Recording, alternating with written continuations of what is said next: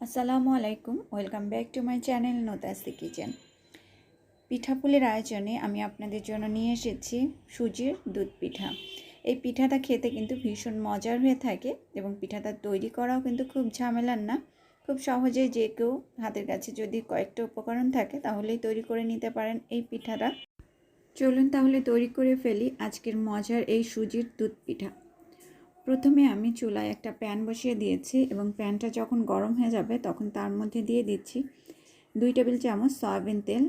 তেলটা গরম হলে এর ভিতর 1 কাপ পরিমাণ সুজি দিয়ে দিচ্ছি। সুজিটা দিয়ে আমাদেরকে একটু ভেজে নিতে হবে। সুজিটা ভাজতে ভাজতে পুড়িয়ে ফেলার প্রয়োজন নেই। সুজিটা ভাজতে ভাজতে যখন একটু কালারটা চেঞ্জ হয়ে আসবে তখন বুঝে নিতে হবে আমাদের সুজি ভাজাটা শেষ হয়ে গেছে। আর এই যে সুজির দলাগুলো আছে এভাবে স্প্যাচুলা দিয়ে একটু চেপে চেপে ভেঙে নেবেন এবং চুলোর জালটা লোতে রেখে সুজিটাকে ভেজে নেবেন। আমার সুজিটা এই যে ভাজা হয়ে গেছে, কালারটাও চেঞ্জ হয়ে গেছে। এখন এর ভিতর আমি দিয়ে দিচ্ছি 2 কাপ পরিমাণ লিকুইড দুধ। আর এই দুধটা আমার আগে থেকে জাল করে ঠান্ডা করে নেওয়া। দুধটা দেওয়ার পরে এইভাবে একটু নেড়ে নেড়ে দিতে হবে, তা না হলে সুজিটা একেবারে দলা বেঁধে যেতে পারে। আর চুলার জালটা এখনও কিন্তু আমার লোতেই আছে, চুলার জালটা হাইতে করবেন না। এভাবে নাড়তে নাড়তে যখন দেখবেন এরকম একটা পর্যায়ে চলে এসেছে তখন এর ভিতর দিয়ে দিচ্ছি 1 চা চামচ ঘি। ঘিটা দেওয়ার পরে আবার কিছুক্ষণ একটু নেড়েচেড়ে মিশিয়ে দিতে হবে এবং নাড়তে নাড়তে একটা পর্যায়ে দেখতে পাবেন আমরা রুটি তৈরি করার জন্য আটা দিয়ে যেমন খামির তৈরি করে থাকি সেরকম একটা খামিরের মতো কনসিস্টেন্সিতে চলে এসেছে। এই যে দেখতে পাচ্ছেন আটার খামিরের মতো কনসিস্টেন্সিতে চলে এসেছে এবং কড়াইতে একটুও লেগে যাচ্ছে না।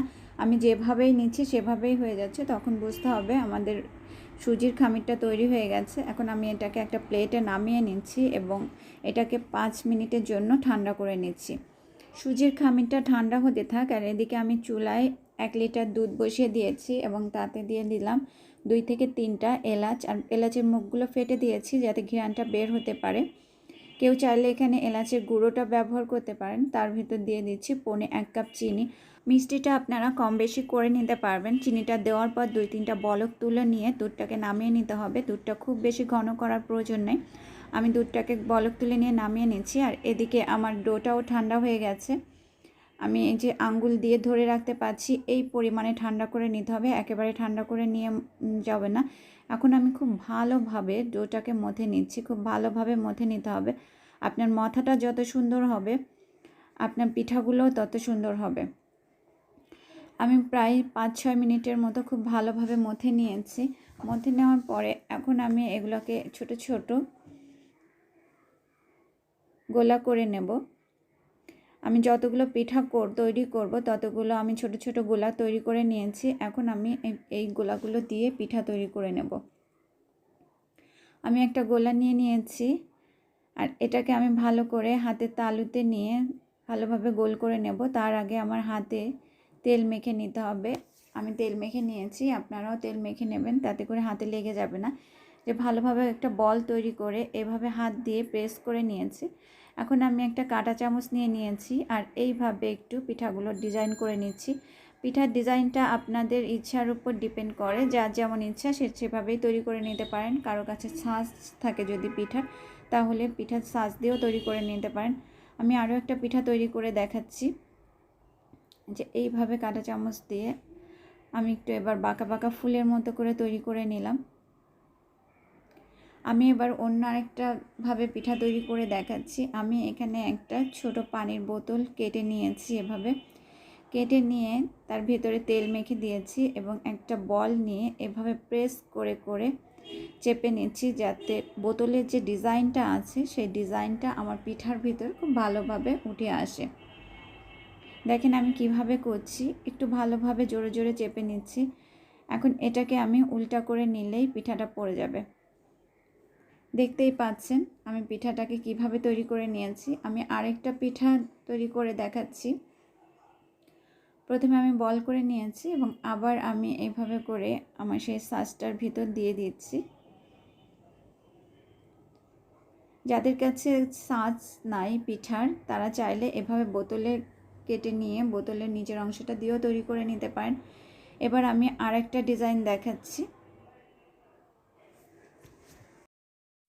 আমি বলটাকে হাতে প্রেস করে নিয়ে তারপর একটা চামচের পেছন সাইড দিয়ে মাঝখান থেকে এইভাবে কেটে নিয়েছি। তারপর পাতা পাতার মতো করে ডিজাইন করে নিচ্ছি। এবার একটু পেছন দিক থেকে এভাবে করে দিচ্ছি। এটা হচ্ছে একটা পাতা ডিজাইন। এই তো এইভাবে আমি সবগুলো পিঠা তৈরি করে নিয়েছি। আসলে পিঠা ডিজাইনটা আপনারা মনের মতো করে তৈরি করে নিতে পারেন। সবগুলো পিঠা তৈরি করার পর এখন আমি এগুলোকে ভাজতে চলে এসেছি। আমি একটা প্যান বসিয়ে দিয়েছি এবং তাতে দিয়ে দিলাম পর্যাপ্ত পরিমাণে তেল।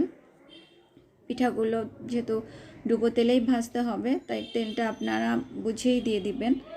তেলটা যখন ভালোভাবে গরম হয়েছে তখন এই যে পিঠাটার ডিজাইনটা, এই ডিজাইনটাকে আমি উল্টা করে দেব।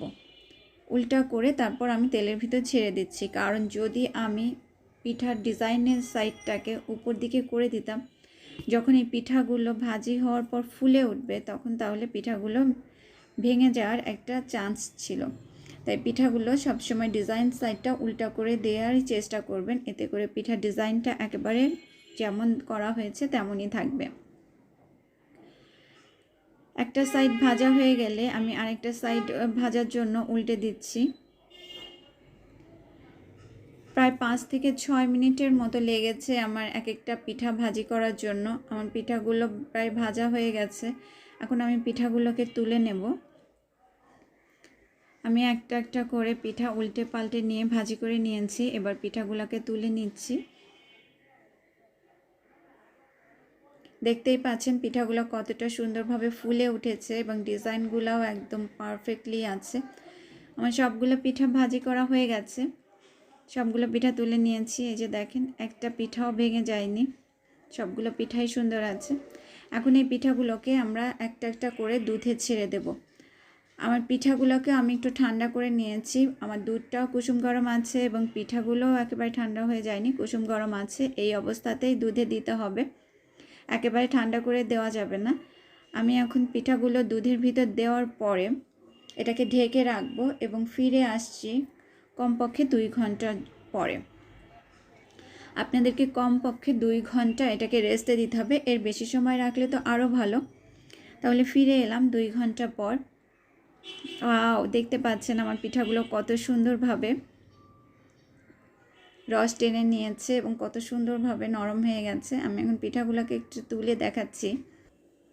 আর আমার আজকের ভিডিওটা যদি আপনাদের কাছে এতটুকু ভালো লেগে থাকে তাহলে প্লিজ আমার চ্যানেলটাকে সাবস্ক্রাইব করবেন এবং একটা লাইক দিয়ে দিবেন।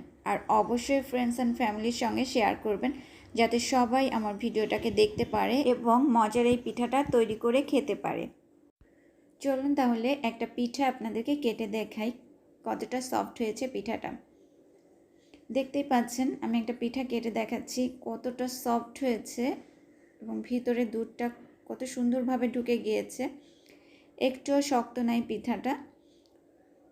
আশা করছি আপনারা পিঠাটা তৈরি করে খাবেন এবং আমাকে কমেন্টস করে জানাবেন কেমন হয়েছে। আজ তাহলে এই পর্যন্ত, সবাই ভালো থাকবেন। আল্লাহ হাফেজ।